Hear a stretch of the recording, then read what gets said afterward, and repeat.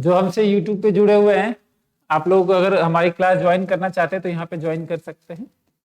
ये नंबर है, आप ज्वाइन कर सकते हैं यहाँ पे कॉल करके। और बाकी जो लाइव देख रहे हैं, आइए आगे बढ़ते हैं। पहले स्टार्ट कर देते हैं, बाद में कुछ थोड़ी बातें हैं वो भी कर लेंगे। कहता है वैट का सिद्धांत, VAT value added tax. VAT क्या होता है? Value added tax.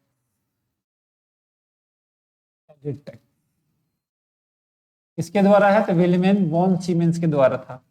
राज्य सरकार पर वैट किस कर के जगह स्तर पर, ध्यान रखिएगा, वैट जो था, वैट सेल्स टैक्स की जगह लगाता है। सेल्स टैक्स की जगह राज्य के स्तर पर यानी स्टेट लेवल पे सेल्स टैक्स की जगह वैट लगता है, वैल्यू एडेड टैक्स।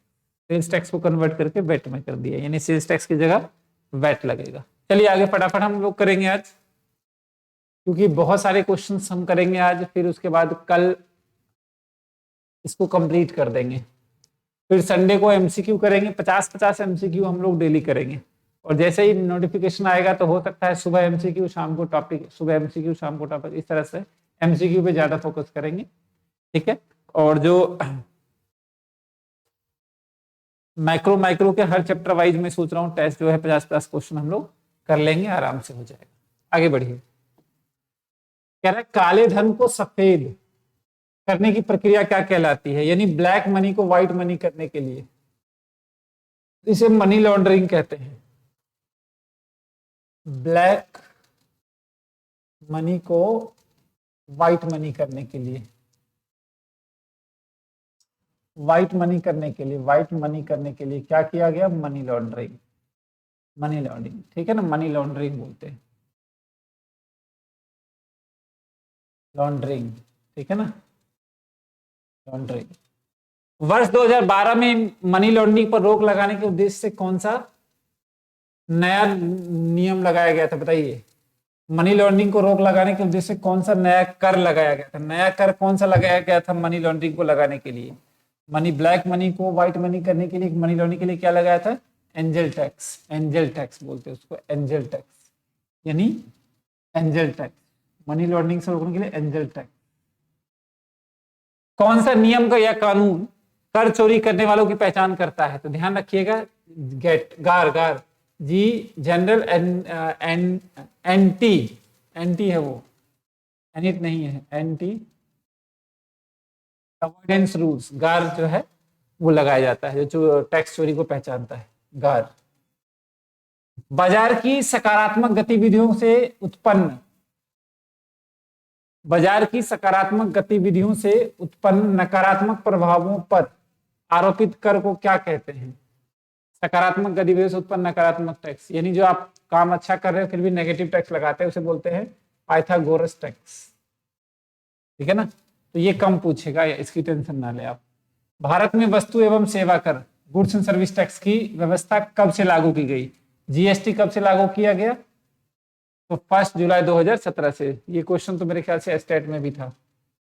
भारतीय जीएसटी मॉडल किस देश के उपभोग वैट मॉडल पर आधारित है? तो ध्यान रखिए, कनाडा, जीएसटी कनाडा। भारत संविधान के किस संशोधन के द्वारा जीएसटी लागू किया गया? तो 101वें संशोधन में, ध्यान रखिएगा, संशोधन की बात करेगा तो 101। जीएसटी परिषद का अध्यक्ष कौन होता है? 1 मिनट रुक जाइए, इसको थोड़ा बड़ा कर देता हूं।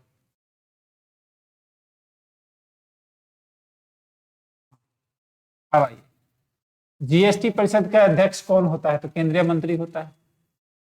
विश्व में सर्वप्रथम किस देश द्वारा जीएसटी लागू किया गया? फ्रांस में, 1954 में, फ्रांस में सबसे पहले, ध्यान रखिएगा, सर्वप्रथम देश जो था जीएसटी का वो था फ्रांस। जीएसटी परिषद में सम्मिलित कुल सदस्यों की संख्या कितनी थी? 33। भारत में जीएसटी को पारित करने वाला पहला राज्य कौन सा था? तो असम। दोबारा रिपीट हो गया ये क्वेश्चन। भारत में जीएसटी लागू करने का सुझाव किसने दिया था? तो ध्यान रखिएगा, विजय केलकर समिति ने, ठीक है। सर्वप्रथम जीएसटी बिल का प्रारूप तैयार करने वाले समिति के अध्यक्ष कौन थे? असीम दास गुप्ता, ठीक है। जीएसटी पंजीकरण में कुल कितने अंक हैं? तो 15। ये सब छोटी छोटी बातें हैं जो आपको ध्यान रखना है। भारत में जीएसटी का प्रस्ताव कब लाया गया था? ये एक बार चेक कीजिए फटाफट मोनिका जी, मुकेश जी, जीएसटी का प्रस्ताव कब लाया गया था? भारत में जीएसटी का प्रस्ताव कब लाया गया था, एक बार चेक कीजिए।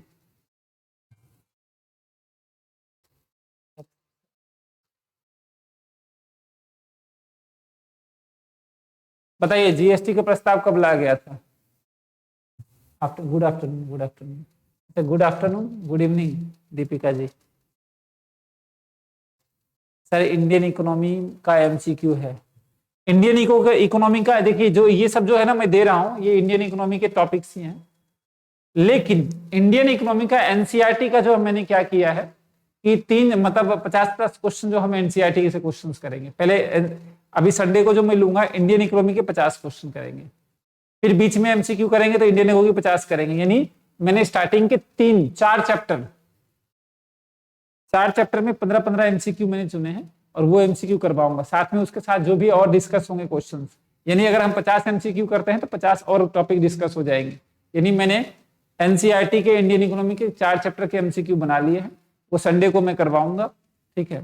तो उसमें जो 50-55 के आसपास क्वेश्चन होंगे और साथ में और भी क्वेश्चन डिस्कस हो जाएगा, तो 4 चैप्टर एनसीईआरटी हो जाएगा।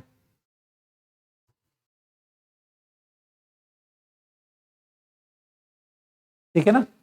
सोनम राज जी का मैसेज आया, सर क्लास नहीं कनेक्ट नहीं हो रहा।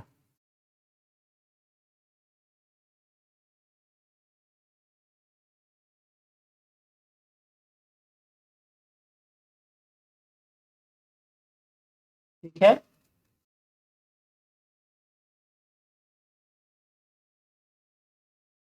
तो ये 50 क्वेश्चन हम लोग करेंगे।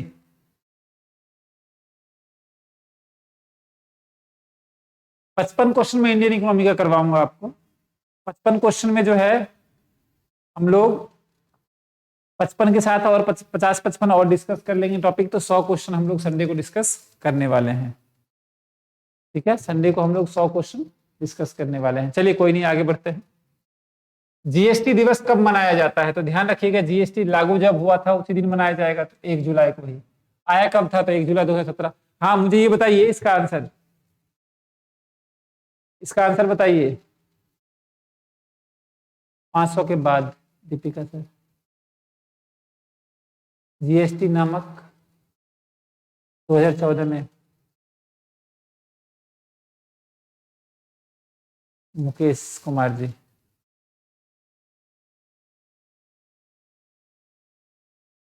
मुकेश कुमार जी 2000, यानी पारित जो है जीएसटी बिल जो आया था 2000 में ही आया था। अच्छा, लेकिन लागू 2017 में किया गया, कोई बात नहीं।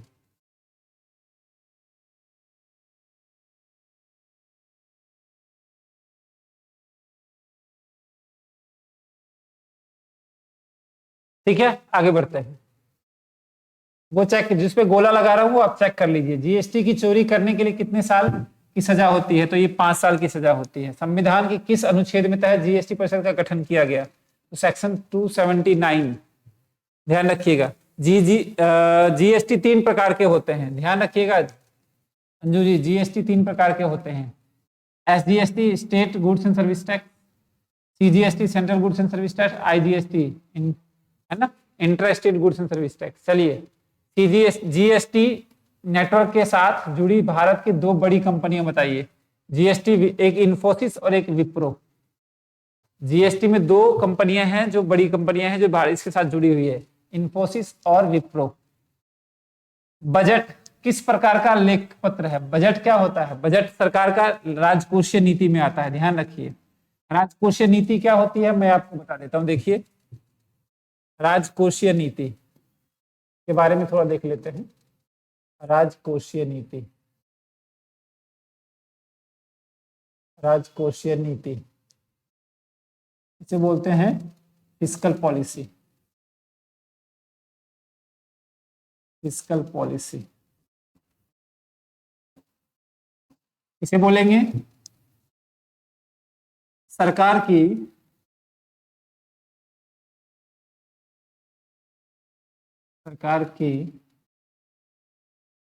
आय तथा सरकार की आय तथा व्यय संबंधित नीति जो होती है, व्यय संबंधित नीति, व्यय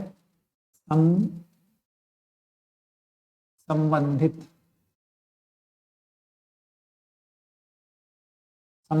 नीति, सरकार की आय और व्यय संबंधित नीति जो होती है उसे राजकोषीय नीति कहते हैं। यानी इसे बोलेंगे policy related to income and expenditure of the government, income and expenditure of the government. देखिए, तो राजकोषीय नीति के दो कंपोनेंट्स हैं। क्या लिखा हुआ है? सरकार की आय और व्यय। तो सबसे पहला कंपोनेंट होगा सरकारी आय, यानी गवर्नमेंट रेवेन्यू, और दूसरा होगा सरकारी व्यय,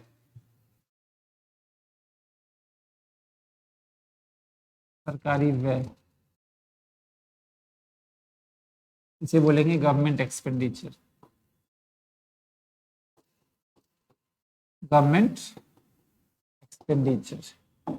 ठीक है ना। सरकारी आय और सरकारी व्यय, गवर्नमेंट रेवेन्यू और गवर्नमेंट एक्सपेंडिचर। तो सरकारी गवर्नमेंट रेवेन्यू की बात करें तो रेवेन्यू कहाँ से होता है? सरकार को होता है टैक्स से। सरकार की रेवेन्यू होती है टैक्स से, नॉन टैक्स से। कर से होती है, गैर कर से होती है। और ऐसे पूंजीगत भी होता है, कैपिटल भी होता है, जो हम बाद में डिस्कस करेंगे। पूंजीगत आय भी होता है, कैपिटल भी होता है पूंजीगत, ठीक है ना। सरकार ने अपनी प्रॉपर्टी बेच दी, सरकार ने किसी को लोन दिया था वो वापस आ गया, तो पूंजीगत होगा। वो हम बाद में चर्चा डिटेल में करेंगे बजट वाले में। और सरकारी व्यय में दो होते हैं, एक होता है बार बार जो खर्चे करते हैं उसे बोलते हैं रेवेन्यू एक्सपेंडिचर, राजस्व व्यय, और एक होता है राजस्व प्राप्ति, पूंजीगत व्यय। इसके बाद हम लोग समष्टि में जब करेंगे तो बजट चैप्टर से ही स्टार्ट करवाऊंगा, ताकि आप लोगों को याद रहे। कैपिटल एक्सपेंडिचर, पूंजीगत व्यय, ध्यान रखिएगा, ठीक है। तो ये चीजें हैं। तो अब क्वेश्चन ये कह रहा है कि भारत में बजट प्रणाली की शुरुआत, बजट किस प्रकार के लेखा पत्र है? तो बजट हमारा क्या करता है? सरकार की आय और व्यय का अनुमान है, सरकार की राजस्व नीति है, आय व्यय मतलब राजस्व नीति, राजकोषीय नीति, कहता है भारत में बजट प्रणाली की शुरुआत करने वाले श्रेय किसको जाता है? वायसराय किसको बोलते हैं? तो ध्यान रखिएगा, लॉर्ड कैनिंग,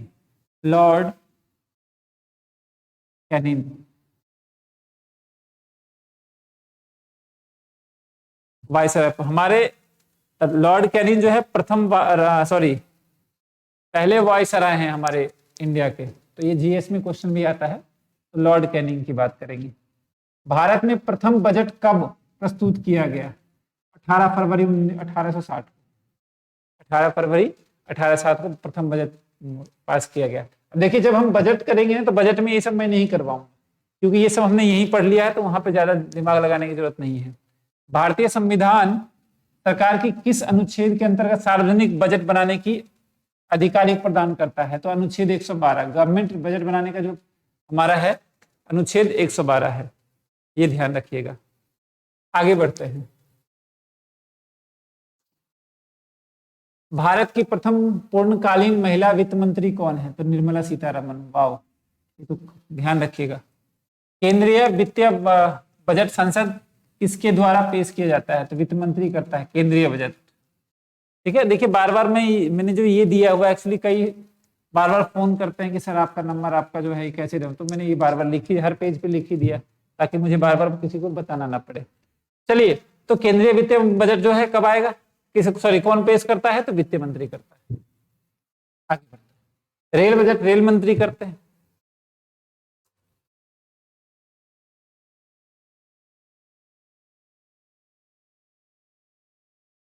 थोड़ा मैं दूर हो गई ताकि आप लोगों को दिखे। भारतीय संविधान के किस अनुच्छेद में वार्षिक वित्तीय विवरण, ध्यान रखिएगा, एनुअल फाइनेंशियल स्टेटमेंट, पूरे साल का जो विवरण होता है, वार्षिक वित्तीय विवरण मतलब पूरे साल का वित्त संबंधी जो विवरण होता है का उल्लेख है, जिसे सामान्यतः बजट कहा जाता है। लेकिन संविधान में बजट शब्द का उल्लेख नहीं है, अनुच्छेद 112 ही है बजट का मतलब, 112 सरकारी बजट का मतलब। भारत, ध्यान रखिएगा ये सब पॉइंट में दे दिया मैंने। तो भारतीय बजट व्यवस्था का जनक किसे कहा जाता है? भारतीय बजट व्यवस्था का जनक जेम्स विलियसन, ठीक है ना। जेम्स विलियसन के बारे में थोड़ा देख लेते हैं। जेम्स विलियसन ने सन 1860, हमारा पहला बजट आया था 18 फरवरी 1960 में, 1860 में को ब्रिटिश भारत का प्रथम बजट पेश किया गया। कब? 18 फरवरी। चलिए, इसलिए जेम्स विलियन को भारत के बजट प्रणाली का जनक कहा जाता है। क्या लिखा हुआ है? जेम्स विलियन ने सन 1860 को ब्रिटिश भारत का प्रथम बजट पेश किया था, इसलिए जेम्स विलियन को भारत का बजट प्रणाली का जनक कहा जाता है। उस समय जेम्स विलियन ब्रिटिश सरकार के वित्त मंत्री थे, ध्यान रखिएगा, क्योंकि वित्त मंत्री ही करता है तो उस टाइम ऑब्वियसली बात है वित्त मंत्री ही होंगे वो। ब्रिटिश भारत का प्रथम बजट 7 अप्रैल 1900, एक मिनट रुकिए, एक मिनट, एक मिनट। भारत में प्रथम बजट कब प्रस्तुत किया गया था? 18 फरवरी। मोनिका जी चेक कीजिए तो भारत में प्रथम बजट कब पेश किया गया था? डेटा कहीं गलत तो ये प्रिंटिंग वाले ने गलत किया है। भारत में प्रथम बजट कब पेश किया गया?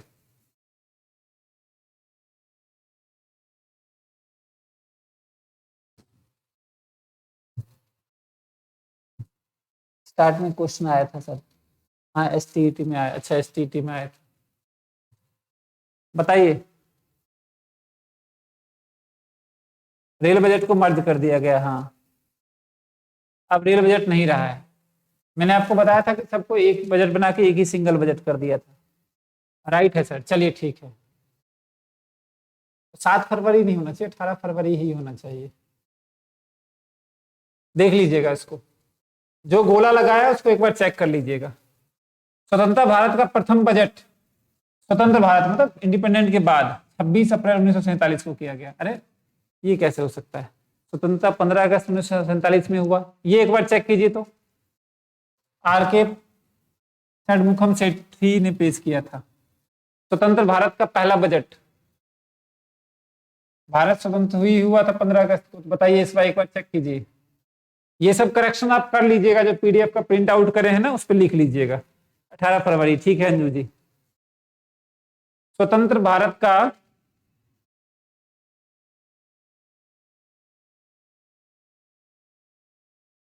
भारत का प्रथम बजट कब आया था बताइए?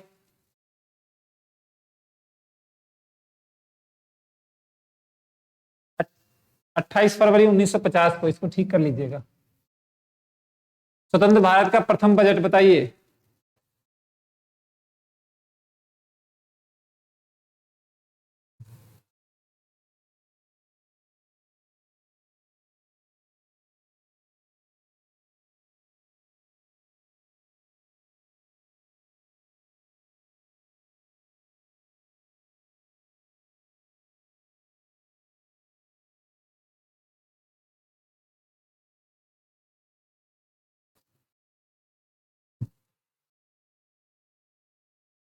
नहीं नहीं, ये क्वेश्चन है स्वतंत्र भारत इंडिपेंडेंट के बाद 26 नवंबर, हाँ वही ये हो सकता है, सॉरी 26 नवंबर, क्योंकि ये तो होगा नहीं। 26 नवंबर हो सकता है, इसको चेक कर लीजिएगा। जो मैं गोला लगा रहा हूं उसको चेक करके आप लिखिएगा, ठीक है? फैक्चुअल है सर, कहां से चेक करेंगे? आपके पास एक फोन है और उसमें डेटा होगा।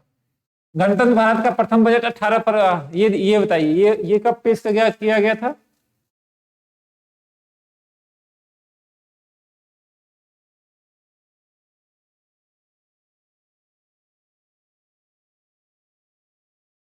अट्ठाईस फरवरी 1950 को, इसको ठीक कर लीजिएगा। 28 फरवरी 1950 को, ठीक है?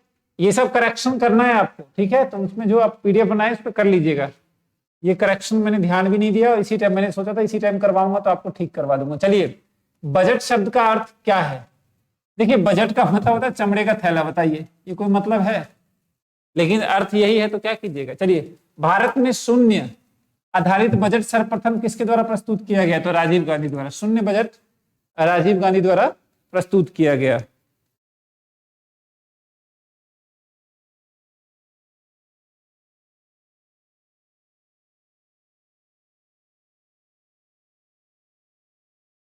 बताइए, भारत में शून्य आधारित बजट सर्वप्रथम किसके द्वारा प्रस्तुत किया गया? तो राजीव गांधी द्वारा।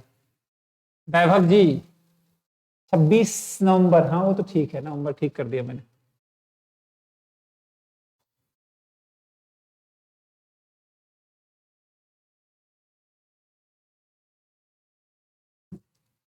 शून्य बजट राजीव गांधी जी ने पेश किया था। आगे बढ़ते रहिए। शून्य आधारित बजट का जनक किसे कहा जाता है? तो पीटर ए पायर को बोला जाता है शून्य बजट आधारित का जनक। लेकिन सबसे पहले किसने पेश किया था? सर्वप्रथम राजीव गांधी जी ने। ये राजकोषीय है। राजकोषीय घाटा की अवधारणा किस समिति में प्रस्तुत किया गया था? तो ध्यान रखिएगा, सुखमय चक्रवर्ती समिति 1985। राजकोषीय घाटा। तो राजकोषीय घाटा क्या होता है? देखिए, फिस्कल पॉलिसी का मतलब होता है, फिस्कल पॉलिसी बोलते हैं राजकोषीय घाटे को, सॉरी फिस्कल डेफिसिट। और फिस्कल डेफिसिट का तब होता है जब हमारा टोटल एक्सपेंडिचर ज्यादा हो टोटल रिसीप्ट से, यानी कुल व्यय ज्यादा हो, कुल व्यय ज्यादा हो किससे? कुल प्राप्ति से। कुल प्राप्ति से यानी सरकार की जब कुल व्यय कुल प्राप्ति से ज्यादा हो उसे बोलते हैं राजस्व बजट। उसे क्या बोलेंगे? सॉरी राजस्व घाटा, सॉरी राजकोषीय घाटा। राजकोषीय घाटे का मतलब होता है जब कुल व्यय कुल प्राप्ति से अधिक होते, खर्चे ज्यादा हो, कुल खर्चे ज्यादा हो कुल प्राप्ति से, उसे बोलेंगे राजकोषीय घाटा। वो हम बजट में पढ़ेंगे। रेल बजट को आम बजट के साथ प्रस्तुत करने की अनुशंसा किस समिति ने की थी? विवेक देव राय समिति ने। ध्यान रखिएगा, विवेक देव राय समिति। अब मुझे कोई बताएगा रेल बजट आम बजट के साथ कब मर्ज हुआ था? रेल बजट आम बजट के साथ कब मिला था? मैंने बताया था, याद कीजिए। रेल बजट आम बजट के साथ कब मिला था? बताइए, ये चीजें मैंने बताई हुई है। मोनिका जी बताइए, आपको याद होगा तो। रेल बजट आम बजट के साथ कब पारित हुआ था? क्या क्वेश्चन है? रेल बजट को आम बजट के साथ प्रस्तुत करने की अनुशंसा किस समिति ने की थी? तो ये था विवेक देवराय समिति ने। कब हुआ था? 2017 में। अमित जी 2017 याद है आपको? अच्छा, रेल बजट को आम बजट के साथ कब मिलाया गया था? 2017। भारत जैसे विकासशील देश में घाटे का बजट पेश किया जाता है। हाँ बिल्कुल।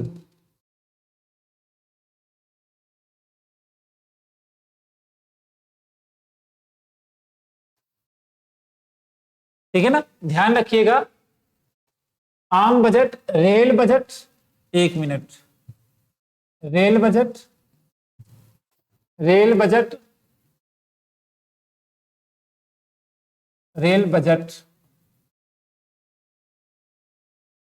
प्लस आम जनरल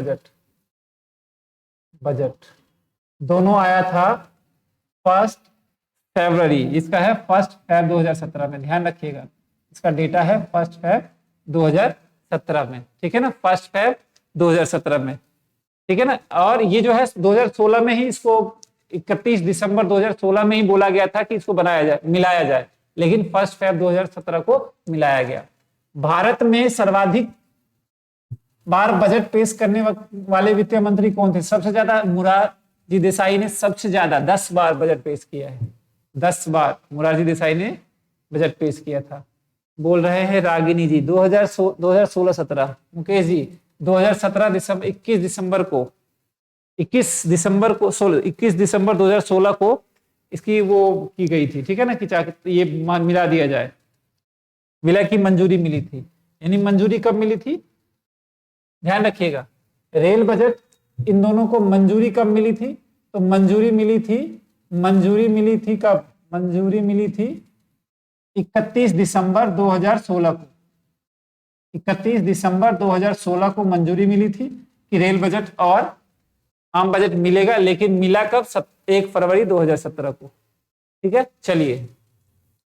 निष्पादन बजट यानी परफॉर्मेंस बजट की अवधारणा किस देश से लाई गई थी? संयुक्त राष्ट्र अमेरिका। ध्यान रखिएगा। भारत में आर्थिक समीक्षा इकोनॉमिक सर्वे को तैयार करने के लिए कौन से उत्तरदायित्व होते? इकोनॉमिक सर्वे कौन करता है? तो वित्त मंत्री करता है। इकोनॉमिक है, ध्यान रखिएगा, इकोनॉमिक सर्वे तो वही करेंगे। हाँ सर, आगे बढ़ते हैं। सरकार की आय और व्यय, ऋण, करारोपण संबंधित क्रियाएं क्या कहलाती है? तो मैंने बताया आय और व्यय जो संबंधित नीतियां होंगी वो सब क्या होगी? राजकोषीय नीति होगी। फिस्कल पॉलिसी का मतलब ये होता है policy related to the income expenditure of the government. Income हो गया, एक्सपेंडिचर में वो लोन वोन भी आ जाता है, ऋण वगैरह भी आ जाता है। ठीक है ना।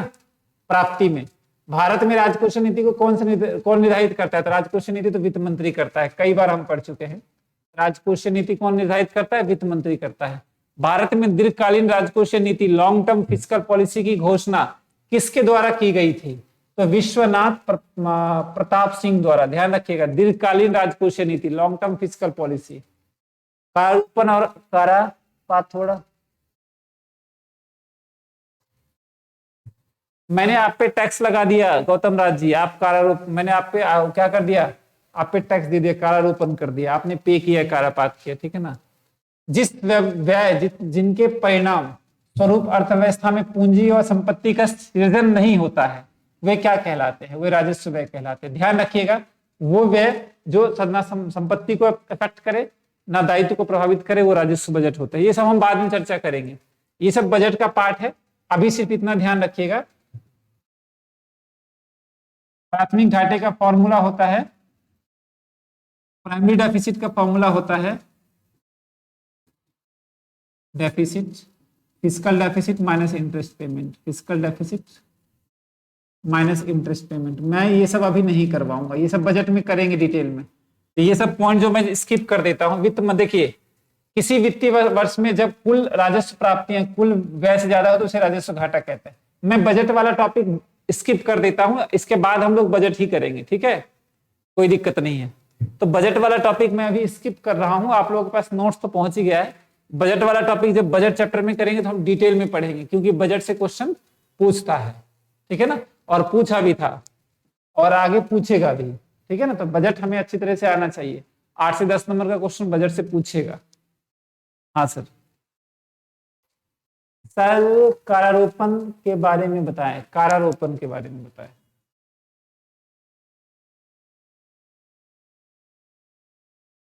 ठीक है,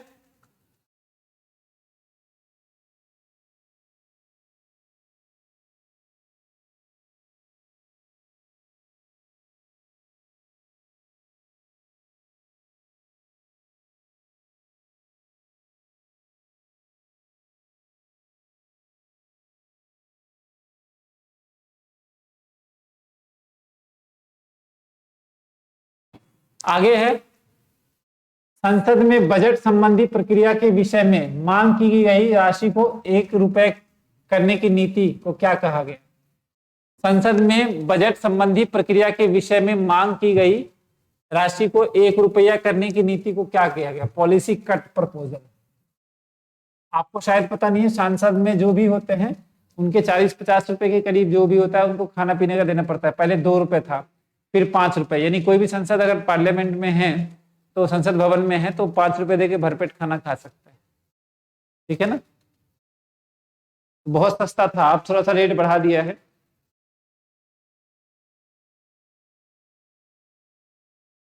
ठीक है,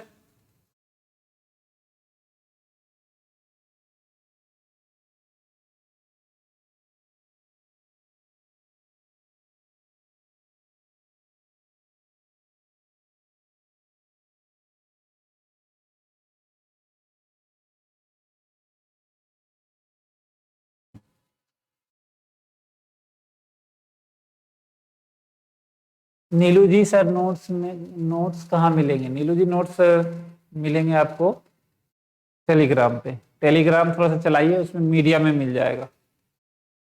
इंग्लिश में प्रोवाइड कर दीजिए सर, इंग्लिश में भी मिल जाएगा। ये सारी चीजें फैक्चुअल है, ये सब तो हिंदी इंग्लिश दोनों में कर सकते हैं परिधि प्रजापति जी। बाकी एमसीक्यू वगैरह मैं भेज दूंगा।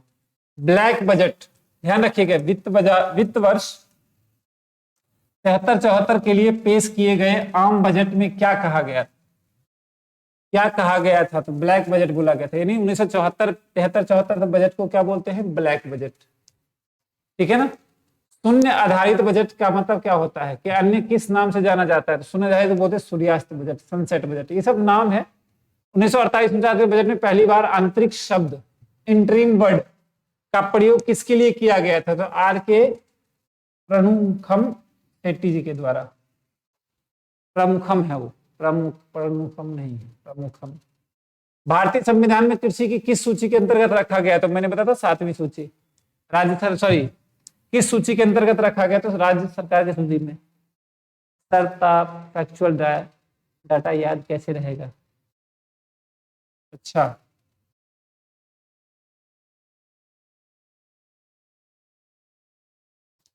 केंद्रीय बागवानी सेंट्रल हॉर्टिकल्चर संस्था कहाँ स्थित है? नागालैंड में। सेंट्रल केंद्रीय बागवानी जो है ना, सेंट्रल जो क्या बोलते हैं उसको, जो एक पार्क होता है वो हॉर्टिकल्चर का, मैं हॉर्टिकल्चर लिख देता हूं, आप उसको देख लीजिएगा इंग्लिश में। तो ये नागालैंड में है। कृषि मूल्य आयोग एग्रीकल्चर प्राइसिंग कमीशन की स्थापना कब की गई थी? कृषि मूल्य आयोग एग्रीकल्चर प्राइसिंग कमीशन की स्थापना 1995 में की गई थी। 1995 में एक और चीज आया था, याद कीजिए, डब्ल्यूटीओ भी जनवरी 1995 में आया था। डब्ल्यूटीओ भी 1995 में ही आया था, 1995 में, ध्यान रखिएगा। डब्ल्यूटीओ वर्ल्ड ट्रेड ऑर्गेनाइजेशन भी 1995 में आया था। सर थोड़ा बिहार बजट के में भी बता दीजिएगा। बिल्कुल, जब हम बजट करेंगे तो बिहार बजट पे भी चर्चा करेंगे। सर लाइव क्लास कनेक्ट क्यों नहीं होता है टाइम पर? नेटवर्क इशू है। 1 जनवरी 1995 कृषि मूल्य आयोग का नाम बदल करके कृषि लागत और मूल्य आयोग कब किया गया था? 1985 में। 1995 में एग्रीकल्चर वैल्यू कमी आयोग जो था, एग्रीकल्चर वैल्यू कमीशन के नाम बदल के कृषि लागत एग्रीकल्चर कॉस्ट ये वैल्यू का आयोग कर दिया गया। कब? ये कर दिया गया 1985 में। कृषि लागत जो कॉस्ट एग्रीकल्चर और मूल्य आयोग, कॉस्ट है ना प्लानिंग, न्यूनतम समर्थन मूल्य एमएसपी प्रस्तुत करने में कितनी बार की जा सकती है? तो 2 बार करते हैं इसको साल में। कृषि लागत और मूल्य आयोग कैप का मुख्यालय कहाँ है? तो नई दिल्ली में है। ये सब फैक्चुअल है, फटाफट मैं स्किप कर रहा हूं। यही एमएसपी निर्धारित करता है। हाँ, यही एमएसपी निर्धारित करता है, एमएसपी निर्धारित करता है। ठीक है ना। चलिए आगे बढ़ते हैं। राष्ट्रीय, अगर आपसे पूछ दे कि एमएसपी कौन निर्धारित करता है, एमएसपी कौन निर्धारित करता है, तो क्या बताइएगा? एमएसपी कौन निर्धारित करता है? कृषि लागत मूल्य आयोग, कृषि लागत मूल्य आयोग, कृषि लागत मूल्य आयोग, कॉस्ट एग्रीकल्चर एंड, ये इसे बोलेंगे कृषि लागत मूल्य आयोग।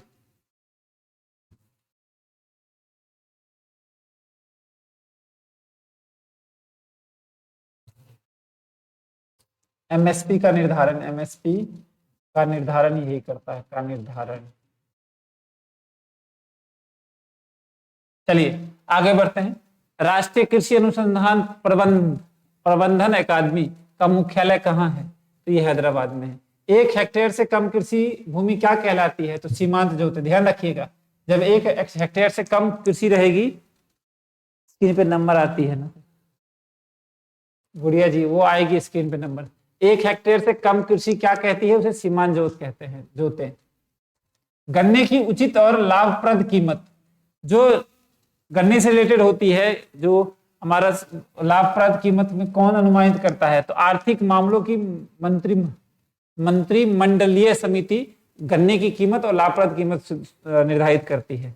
भारत में विश्व कृषि संगणना कार्यक्रम के अंतर्गत प्रथम कृषि जनगणना यानी फर्स्ट एग्रीकल्चर सेंसस कब की गई थी? तो ध्यान रखिएगा 1970 में।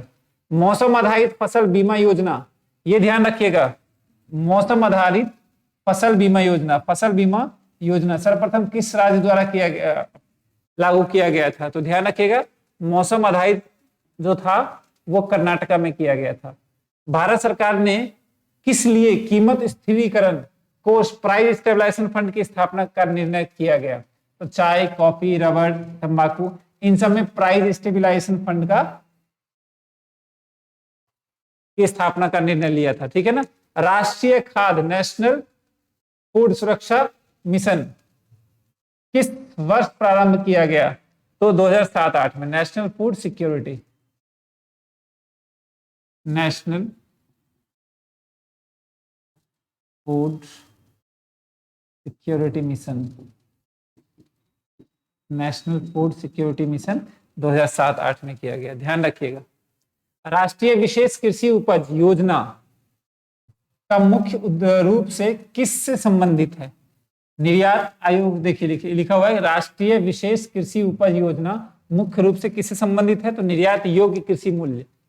एशिया का पहला मेगा फूड पार्क कहाँ स्थित है? तो ध्यान रखिएगा रांची में है, ठीक है ना, गेतल सूद में। राष्ट्रीय चावल शोध संस्थान कहाँ है? तो कटक में। ये सब छोटी छोटी चीजें हैं जो आपको परेशान कर सकती हैं। हाँ सर, आगे बढ़िए।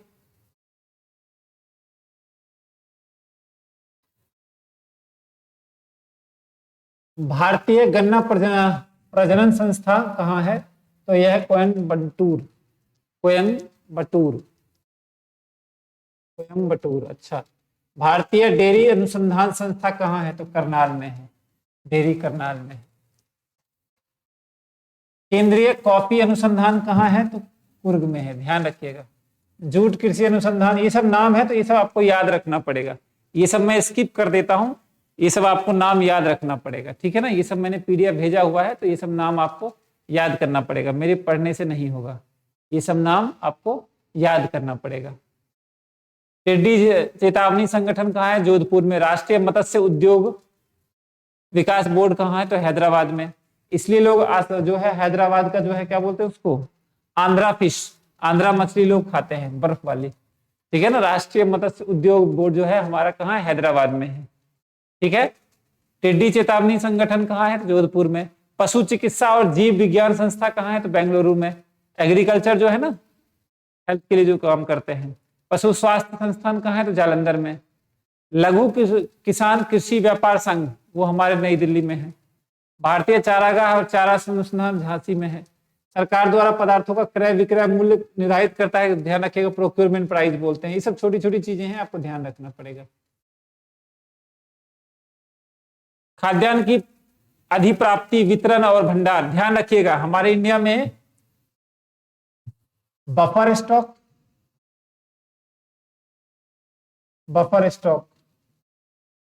डिस्ट्रीब्यूशन,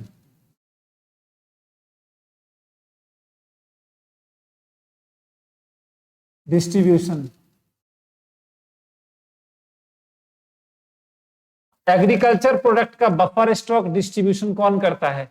वो हमारे इंडिया में एक है FCI, food corporation of India. Food corporation of India जो है हमारे इंडिया में क्या करता है? ऑफ इंडिया जितने भी खाद्यान्न है, फूड जो है वो स्टॉक करता है, एमएसपी पे फार्मर से खरीदता है और वो पीडीएस के थ्रू, पब्लिक डिस्ट्रीब्यूशन के थ्रू क्या करता है? लोगों में बांटता है, वितरण करता है। कैसे? पब्लिक डिस्ट्रीब्यूशन के थ्रू, पब्लिक डिस्ट्रीब्यूशन सिस्टम जिसे बोलते हैं पीडीएस, पब्लिक डिस्ट्रीब्यूशन सिस्टम, ठीक है। प्रथम विश्व खाद्य पुरस्कार किसे और कब दिया गया? सन 1900, ध्यान रखिएगा। प्रथम विश्व खाद्य पुरस्कार किसे और कब दिया गया? तो 1987 में दिया गया, एमएस स्वामीनाथन के द्वारा। एमएस स्वामीनाथन के बारे में तो आप जानते हैं, हरित क्रांति के जनक हैं। दीर्घकालीन कृषि ऋण किसके द्वारा प्रदान किया जाता है? तो लॉन्ग टर्म एग्रीकल्चर लोन जो होता है, लॉन्ग टर्म एग्रीकल्चर लोन जो है कौन देता है? तो भूमि विकास बैंक। भारत में प्रथम औद्योगिक नीति की घोषणा कब हुई थी? हमारा ध्यान रखिएगा, औद्योगिक नीति दो आई थी, इंडस्ट्रियल पॉलिसी, इसके बारे में थोड़ा जान लेते हैं। इंडस्ट्रियल पॉलिसी दो आए थे, पॉलिसी दो आई थी, एक था 1948 में और एक था 1956 में। ध्यान रखिएगा, भारत में लघु स्तर पर, स्मॉल लेवल पर मुख्य उद्योग कौन सा है? तो हमारे इंडिया में स्मॉल लेवल पर था हथकरघा उद्योग, हैंडलूम इंडस्ट्री हमारे इंडिया में ज्यादा काम करता है। बीएसएनएल की स्थापना कब हुई थी? बीएसएनएल नाम सुना होगा, बीएसएनएल का नाम सुना है?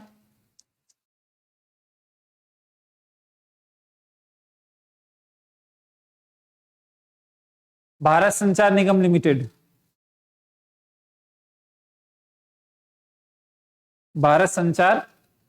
लिमिटेड, न्यू औद्योगिक नीति, नहीं, मुकेश जी, न्यू औद्योगिक नीति 1991 में बिल्कुल भी नहीं आई थी। 1991 में आई थी नई आर्थिक नीति, औद्योगिक नीति 1956 और 1948। फिर अगर बोला जाए औद्योगिक नीति, तो 1991 में औद्योगिक में चेंज किया गया था। औद्योगिक नीति प्रथम थी 48 में और दूसरी 56 में, ठीक है ना। तो 1991 में औद्योगिक नीति अलग से नहीं आई थी, वो नई आर्थिक नीति थी जिसमें उद्योग में चेंज किया गया। मुकेश जी उसको ठीक कर लीजिएगा, न्यू औद्योगिक नीति 1991 में आया था? नहीं, बिल्कुल नहीं, ठीक है ना। वो नई आर्थिक नीति थी, उसमें था न्यू औद्योगिक नीति, ठीक है। ओके सर,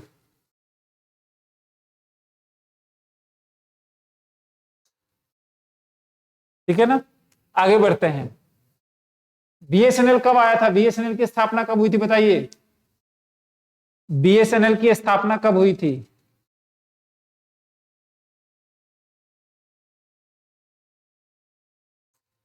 कोई बताएगा? 2000 में हुई थी। कब? 15 सितंबर को। ध्यान रखिएगा कब हुआ था, 15 सितंबर 2000 को बीएसएनएल की स्थापना हुई थी। कागज विनिमय उद्योग, जो हमारा पेपर इंडस्ट्री था, प्रसिद्ध कौन से स्थान पे है? तो यमुनानगर, गुवाहाटी तथा बल्लारपुर। ध्यान रखिएगा, पेपर इंडस्ट्री जो थी, पेपर इन्वेस्टमेंट इंडस्ट्री, विनिर्माण, पेपर का जो विनिर्माण करते हैं क्या, वो रिसाइकलिंग इंडस्ट्री जो थी, रिसाइकलिंग इंडस्ट्री, वो कहाँ थी? वो था यमुनानगर, गुवाहाटी और बल्लारपुर, ठीक है। मेक इन इंडिया कब आया था? ये तो आपको जानते हैं, मेक इन इंडिया की शुरुआत 2014 में हुई थी। अच्छा, बेटी बचाओ बेटी पढ़ाओ कब आया था? सहीना बेगम जी, 2000 में। बेटी बचाओ बेटी पढ़ाओ,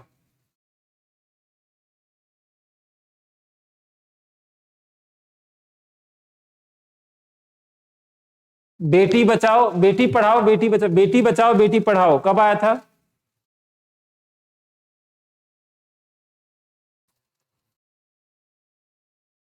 बेटी बचाओ बेटी पढ़ाओ कब आया था, याद है? 2015 में, हाँ। लिख देता हूं यहां पे, बेटी बचाओ बेटी पढ़ाओ, ऐसे ही था कुछ, 2015 में, ठीक है ना। 15 में, 22 जनवरी को। हाँ सर, भारत में मिल निर्माण कपड़े का सर्वाधिक उत्पादन राज्य कौन सा है? तो गुजरात, मिल निर्माण, ठीक है ना। 140 सितंबर 2015, नहीं, 22 जनवरी को आया था सर।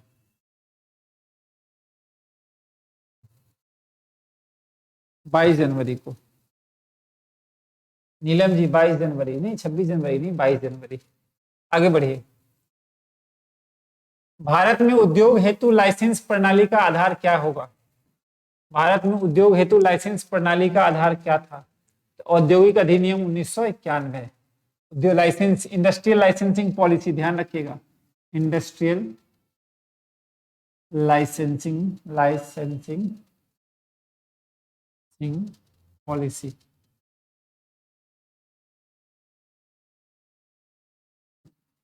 सिस्टम हमारे इंडिया में फॉलो किया जाता है, 1951 को फॉलो किया जाता है।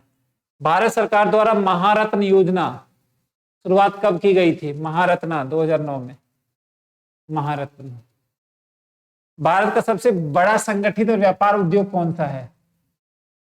संगठित, ध्यान रखिएगा, सबसे बड़ा संगठित व्यापार उद्योग, सबसे बड़ा संगठित व्यापार, कमर्शियल इंडस्ट्रीज और बिग इंडस्ट्रीज। कपड़े का, हमारे इंडिया में कपड़े का इंडस्ट्रीज, और कपड़े का इंडस्ट्रीज सबसे ज्यादा पुणे में है।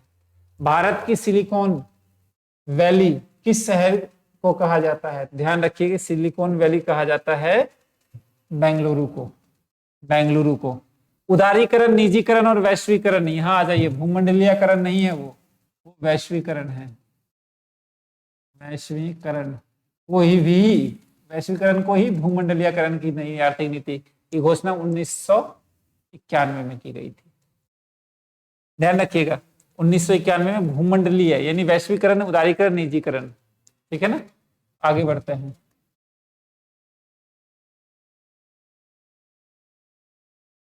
ये ध्यान रखिएगा, नई आर्थिक नीति कब आई थी? 1991 में। उस टाइम सरकार किसकी थी? नरसिम्हा राव की। New economic policy, new economic policies कब आई थी? तो 1991 में। सूक्ष्म, लघु एवं मध्यम विकास अधिनियम MSMDA कब पारित किया गया था? तो 2006 में।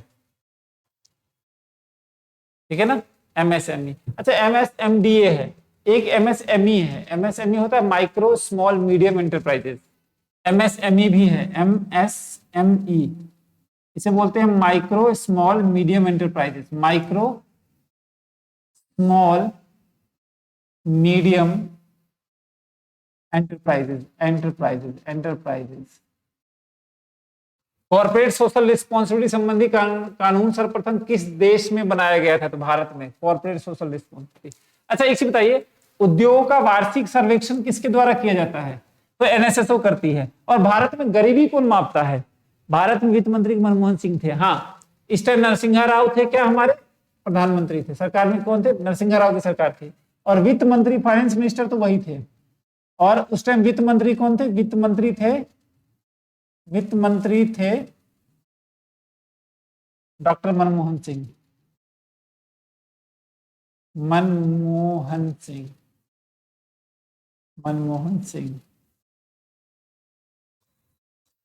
ठीक है, NSO, हाँ NSO, गरीबी को NSO नापता है।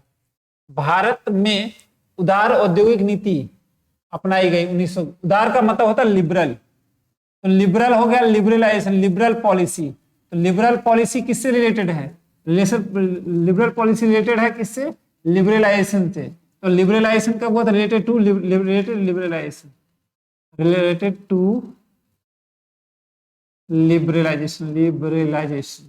रिलेटेड है। ठीक है, तो लिबरलाइजेशन कब आया था? 1991 में ही आया था। सूचना क्रांति का जनक किसे कहा गया है? ये बता दीजिए मुझे। इंफॉर्मेटिव रिजोल्यूशन किसे बोल? सूचना क्रांति।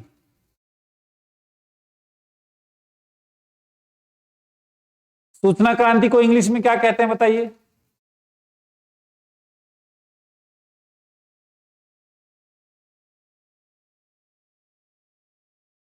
इंफॉर्मेशन रिवॉल्यूशन बोलते हैं। इंफॉर्मेशन रिवॉल्यूशन तो हो ही गया, इसमें समझ में आ ही जाएगा। इंफॉर्मेशन रिवॉल्यूशन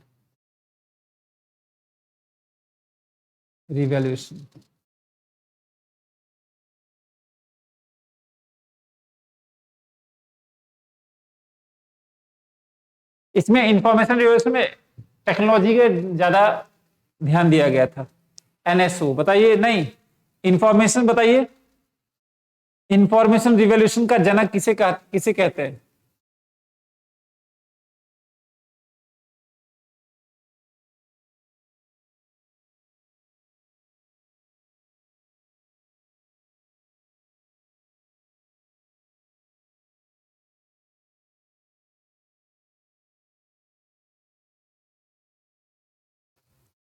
देखिए, सूचना क्रांति के जनक को कहते हैं आर्थर सी क्लार्क, लेकिन भारत में ध्यान रखिए, आपसे पूछेगा भारत में सूचना क्रांति